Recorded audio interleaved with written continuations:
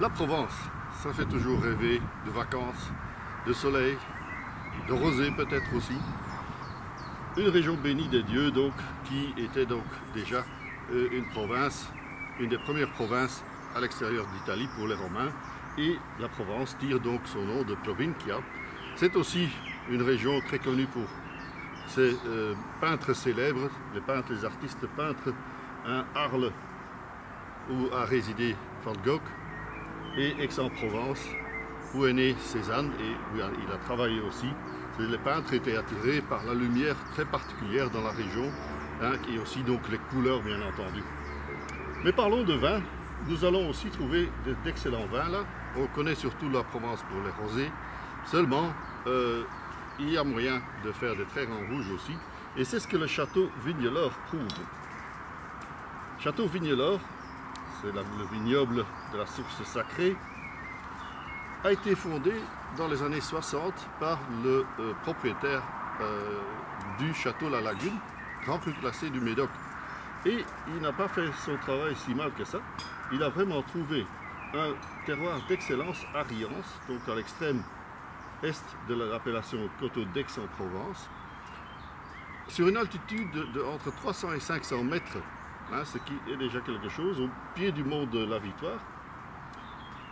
Donc, microclimat, mais aussi un terroir argilo-calcaire plutôt riche en pierres, pierreux, en galets.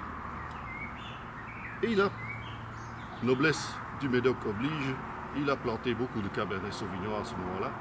Et de toute façon, ça signifie qu'aujourd'hui, le domaine dispose de beaucoup de vieilles vignes, très vieilles vignes. Et ici, le rouge, le premier vin, est fait à base de très vieilles vignes, en moyenne 45 ans, et certaines ont certainement encore plus, qui subissent une longue macération pour vraiment extraire tout le fruit possible. Et ensuite, 24 mois en barrique, 24 mois de barrique, un quart neuve. Après quoi seulement on fait l'assemblage pour le premier vin qui va encore mûrir, être élevé un an en foudre avant d'être mis en bouteille. Donc on fait vraiment tout pour avoir un très grand vin et je crois que c'est le cas ici.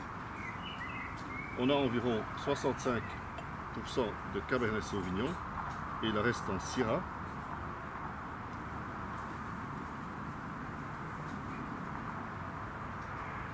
Quel nez, je vous montre un peu aussi la robe qui est encore bien foncée pour un vin de 9 ans d'âge. Vous n'allez plus trouver celui-ci, je pense, chez votre caviste favori, mais le 2015 doit être disponible. Superbe nez, très intense, très profond de cassis, de mûr, peut-être un petit peu de fraise aussi, et des épices raffinées.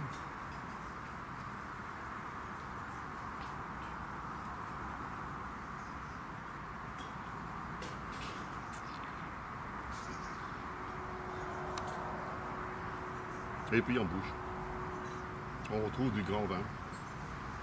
Un équilibre parfait, très belle fraîcheur, et ça c'est dû à l'altitude. Pendant la maturation des raisins, les nuits sont fraîches et même froides. Donc ça préserve vraiment une belle acidité. Puis des tanins encore bien présents, mais bien mûrs, bien fins. Donc c'est un vin qui peut se garder encore facilement quelques années. Puis la longueur, la matière fruitée qui est là, la finesse, l'élégance. Un tout grand vin qui va nous faire beaucoup de plaisir.